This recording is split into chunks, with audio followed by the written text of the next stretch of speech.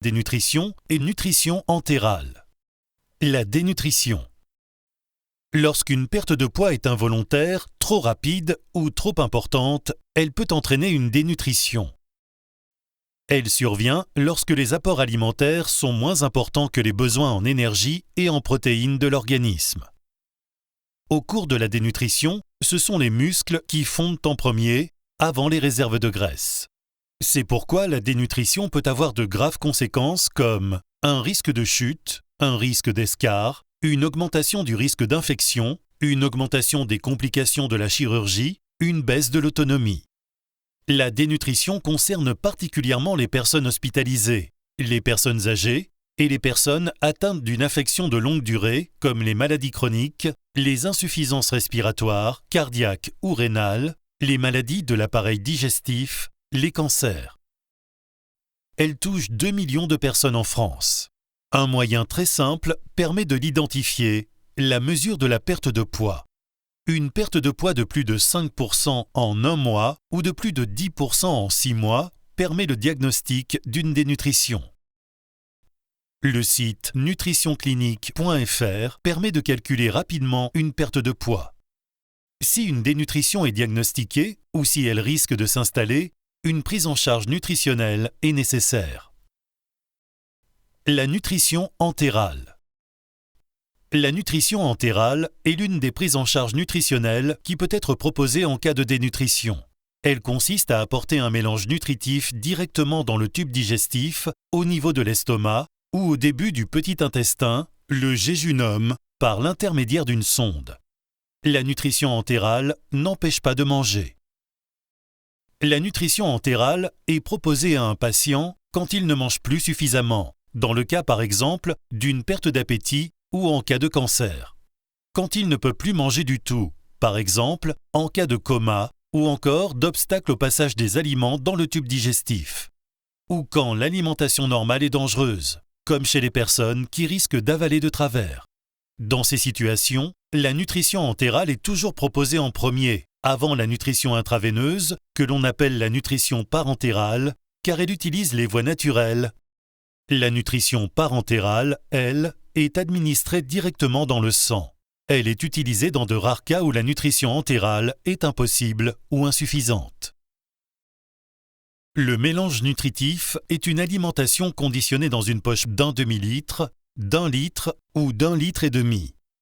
Ce mélange contient de l'énergie et tous les nutriments d'une alimentation normale, des protéines, des lipides ou matières grasses, des glucides ou sucres, des minéraux, des vitamines et oligo-éléments. Certains mélanges nutritifs contiennent aussi des fibres alimentaires. Les mélanges ne contiennent ni lactose ni gluten. Il existe 2 types de sondes, les sondes nasales et les sondes de gastrostomie. Les sondes nasales passent par le nez et descendent le long de l'œsophage jusque dans l'estomac. Il s'agit de sondes nasogastriques.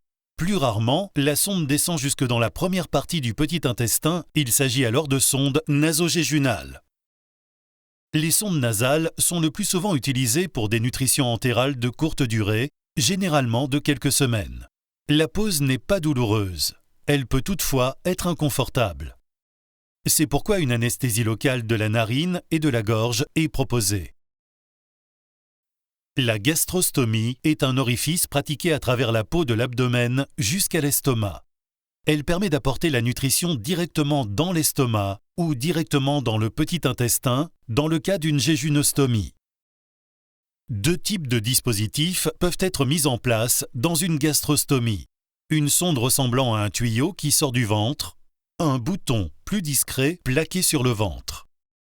Les sondes de gastrostomie peuvent être mises en place par voie endoscopique ou radiologique sous anesthésie locale ou générale, ou de façon chirurgicale sous anesthésie générale.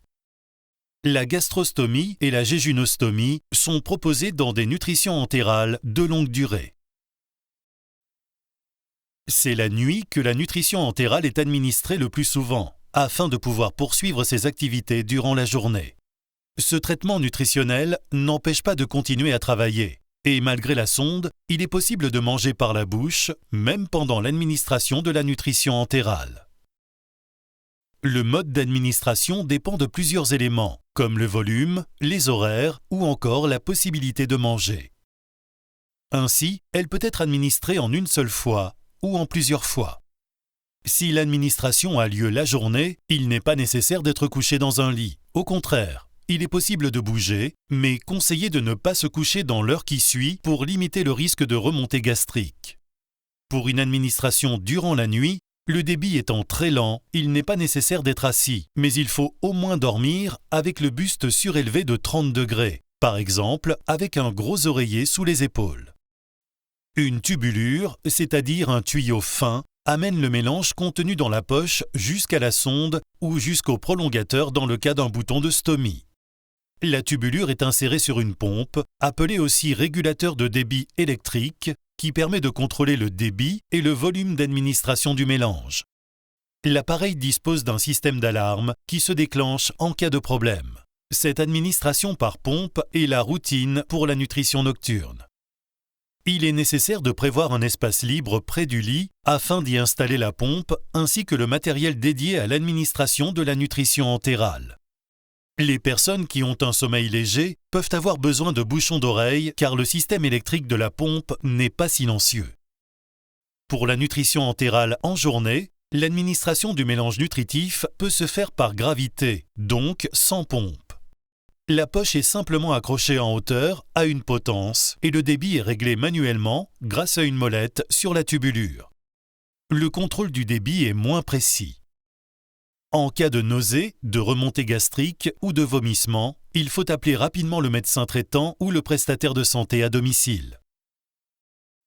Même de retour à son domicile, une personne qui reçoit une nutrition entérale n'est jamais livrée à elle-même. C'est tout un réseau de professionnels de santé qui s'active autour d'elle. Il y a le médecin prescripteur et son équipe, le médecin traitant, le prestataire de santé à domicile et l'infirmier libéral. Le médecin prescripteur, c'est le médecin hospitalier qui est à l'origine de la prescription de nutrition entérale. C'est de lui que tout part et c'est vers lui que tout converge. Le médecin prescripteur et son équipe forment le patient et son entourage, orientent vers une liste de prestataires de santé à domicile, et c'est le patient qui le choisit, et assurent le suivi de la personne. Ils sont les référents en cas de complications ou si la prescription doit être modifiée. Le médecin traitant assure le suivi au domicile. C'est lui qu'il faut appeler en priorité en cas de problème. Il se mettra ensuite en relation avec le médecin prescripteur.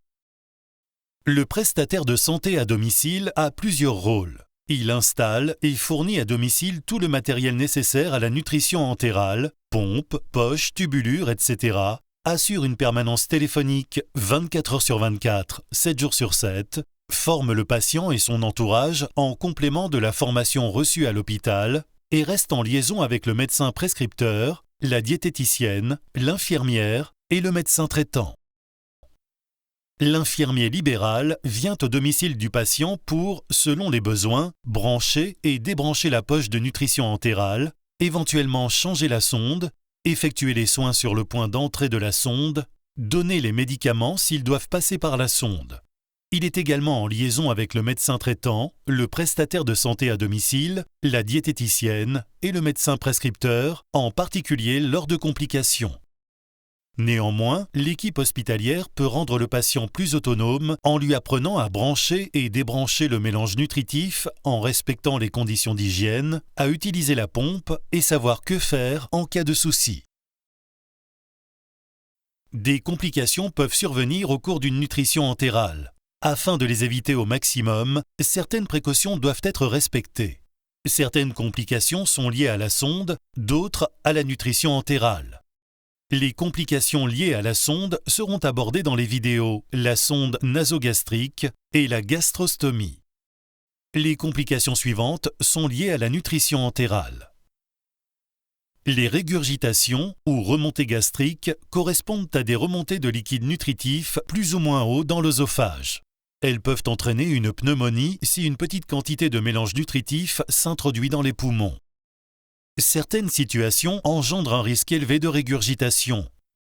L'âge avancé, la somnolence, le coma, le reflux gastro-œsophagien, la perte du réflexe de déglutition. Pour éviter les remontées gastriques pendant le passage de la nutrition entérale et dans l'heure qui suit, il est nécessaire de ne pas s'allonger à plat, de garder le buste surélevé de 30 degrés. Le débit de passage de la poche doit être conforme à la prescription faite par le médecin qui a tenu compte de la tolérance du patient et ne doit surtout pas être accéléré sans son accord. La diarrhée est une complication possible. Elle peut avoir différentes causes. Il faut savoir qu'avec une nutrition entérale, surtout s'il n'y a pas d'alimentation orale en complément, les selles sont parfois molles. En cas de diarrhée, le débit de nutrition peut être ralenti en accord avec le médecin prescripteur. Il pourra aussi prescrire un changement de mélange nutritif, un traitement antidiarrhéique, voire des examens de sel. Il faut aussi s'assurer que les manipulations de la sonde soient faites avec des mains propres, que l'embout de la sonde soit nettoyé avant et après le branchement de la poche. Autre complication possible, la constipation. Elle peut être évitée par une bonne hydratation et, si possible, en se levant et en marchant régulièrement. Un changement vers un mélange nutritif avec fibres pourra aussi être prescrit. Le médecin traitant ou le médecin prescripteur de la nutrition peuvent aussi juger nécessaire la prescription de laxatifs ou de lavements.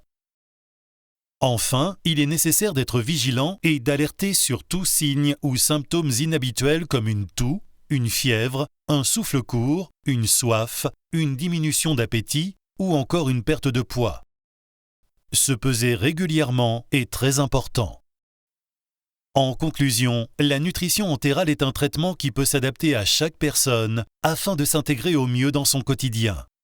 Certaines complications sont possibles mais peuvent être évitées ou traitées.